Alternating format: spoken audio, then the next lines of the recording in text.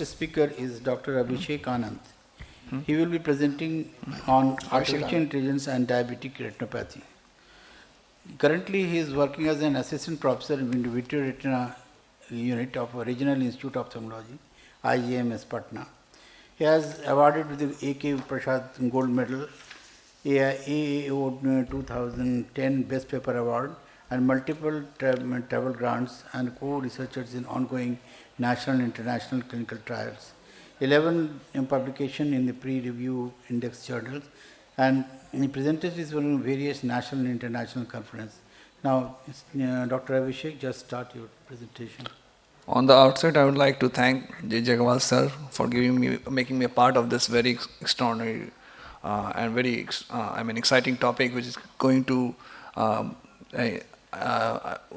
in the whole world of medical medicine. I think ophthalmology is one of the part which is going to be first influenced by AI, because it's very picture-based analysis of the disease.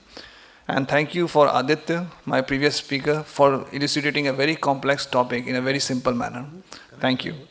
So I would not go. My talk will not involve very much into how AI works, but basically how AI and DR can work synonymously and help a very potential problem which is going to rattle the world. We all know that the incidence and prevalence of diabetes mellitus is increasing, and India is going to be the world's diabetes capital. There is almost 123% jump in cases between 1990 and 2013. And as this sedentary lifestyle is more and more cropping in, and we have the effect of COVID, and more digital life is going on, diabetes is going to increase. So screening for DR is a must, and they are currently established models, and they are mainly focused on human grading system. Now, what is the problem with human grading system is that it's a labor intensive. It requires trained human graders. So you have to validate the graders who are there, who should be trained, and they should also have a regular quality assurance and be retained. And plus, you also have to retain the manpower. Scalability is a major issue, and the high cost of human manpower and fixed working hours. If we apply just the UK current annual screening protocol to India, let's just translate it to India, globally we would require almost 2.2 billion retinal images to be graded in 2030. So that is a huge number. And this is where AI comes. In the last decade, large strides have already been made. There are a lot of algorithms which are already there, and there are a lot of big companies which are already working on it. In developing automated retinal analysis system, some designed specifically to detect DR. These rely on different image analysis methods, generally based either on human decision-based algorithms, or what is the new is the machine learning, or self-teaching, or what we have called is the plasticity of the model, a mixture of these two broad approaches. What is the difference between an automated ML or deep learning based algorithm versus a human based screening is that they do not get tired and can grade thousands of images a day and are often able to provide results within seconds to minutes of taking the photos. And I was just, after last 2 weeks back, we have informed that we have a small hospital which is an endocrinology hospital in Patna, Gadinger Hospital, and there is a machine which has been installed. It is just 18 lakhs. And it has inbuilt AI with almost 95% sensitivity and specificity developed by IIT Madras. And they have got it installed. And we are trying to collaborate. RIO is going to collaborate with Gadinger Hospital at scaling automated DR screening programs are furthermore largely just a matter of acquiring more hardware, and they are non-human resource development. Diagnosis of diabetic retinopathy is only contingent on the use of a single modality image. So that is the advantage. What is important right now is whether we want to do a mediatic or non-mediatic imaging and the field of vision. But with the new machines that we have coming up, I think non-mediatic wide finger fundus imaging is now a reality. Almost 60 degree of view you can have in a non-mediatic fundus also. So that is one of the very advantages. And this is determined by classic, and second is it has very classic morphological features in the retina, that is microneedles, hard exudates, without the need of additional clinical data and input. So making a diabetic retinopathy screening highly amenable to teleophthalmology, which is already there at multiple centers, as a digital service to decentralized care. So here the artificial intelligence and teleophthalmology for diabetics is what is, there is already multiple centers who are already established their teleophthalmology model. So what we need to do is that we can synergize the artificial intelligence with the already established teleophthalmology model. There can be a synergy between these two digital innovations, that is the telemedicine, which is almost, I think, from last 15 years it has been working, and artificial intelligence for diabetic retinopathy screening. And that is already being incorporated in Arvind and many other centers like Sankara Nethralaya. And there is a clear public healthcare need for diabetic retinopathy screening that cannot be met with current models. And we should see AI as an incremental technology. With foundation in teleophthalmology, artificial intelligence solutions are easier to incorporate in the diabetic retinopathy screening problem. Artificial intelligence should be considered as an add-on or incremental rather than an entirely disruptive technology. So we should stop, there is a fear mongering among a lot of that it's going to disrupt the whole thing. So we should take it as an incremental model. Existing shortages in the required resources to cater to the growing burden of diabetes mellitus, as we have emphasized once more every time, create the clear need to implement AI. What is important, if you have the core concept of DR Tele Screening, there is a clearly defined public health gap. They use a single modality fundus image with standard camera and IT infrastructure, and diagnosis of DR requires no additional patient or clinical data. Robust outcome and cost-effective studies are already there. And there is impact of change that is primary care provider, none for the ophthalmologist. So when you merge these two, so we can have a lot of the impact that we will translate on the ground level is going to be huge. And AI can be implemented at multiple levels. So it can be implemented at the screening level. It can, after we have done the core analysis of screening, the main burden is done, then you can do for a DR prediction model. And third is, how do you predict the treatment response based on AI? It can be a predictor, it can be a screener, as well as, there are multiple levels where you can incorporate AI. There are a number of systems for automatic detection of DR are already available commercially, and there are a lot of which are already open source. So you can just go and it is available in the public domain also. With others in the pipeline are still in the early development. Nevertheless, regardless of developmental phase, most of these systems are still being actively developed with changes and improvements to detect for detection algorithm, user interface, scalability, and better detection of diabetic macular edema. So as was already discussed, Aditya has said that in 2018, FDA has already approved an AI-based system for use for DR screening. So it's already there, it's present, and it is being used. An adequate balance between a high sensitivity and a specificity is the key to establishing cost-effective screening programs. So if you have with lower sensitivity, more cases of DR will be missed, which goes against the main aim of a DR screening program. So we have to have a system which has a high sensitivity as well as a high specificity.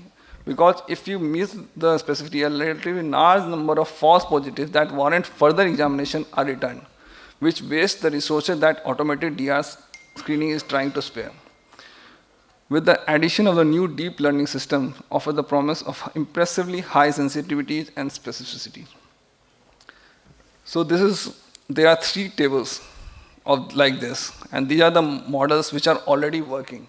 And if you look, the first model that was in 2015, and it had a sensitivity and specificity of 91.3%. And the number of images that were taken is almost 10,000 to 1,25,000. So almost 1,50,000 each of the system that requires. And India is also there, BOSS. It came in 2017. And most of them, the sensitivity and specificity is around 94 to 95%, which is pretty good. Now, what is important is there comes with, data acquisition. There is a lot of issues which also cross with this data. The large set of retinal images on which to train and validate these algorithms is the biggest hurdle to development of an AI system. Plus, with the new era, we have also the role of confidentiality. Can we just go and acquire an image and give it to the ML program? Is the patient informed? There is also an issue of data protection. And then India is a very highly unregulated country, but it's not going to be like this forever.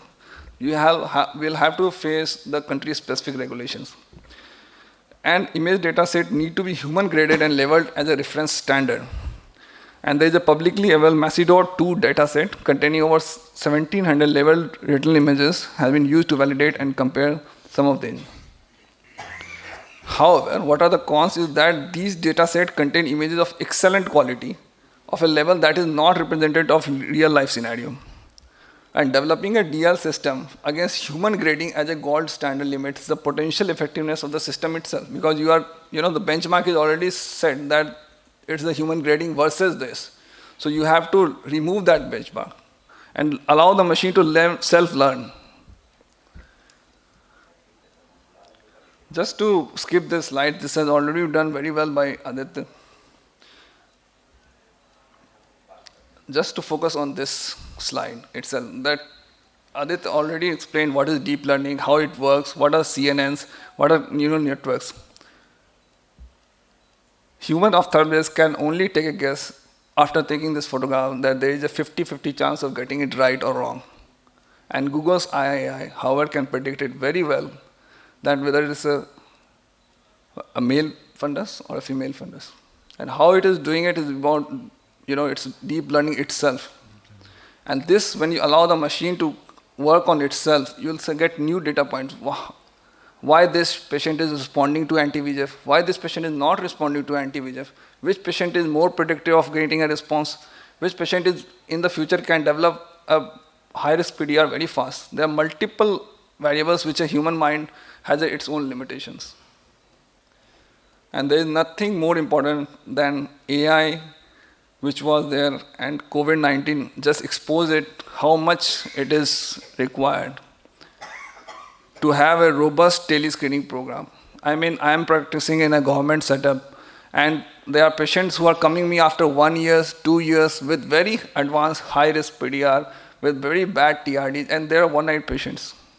If we had a robust Tele Screening program already set up in state of Bihar, might be, we could have, just warned them that you come, take the risk, just come to us.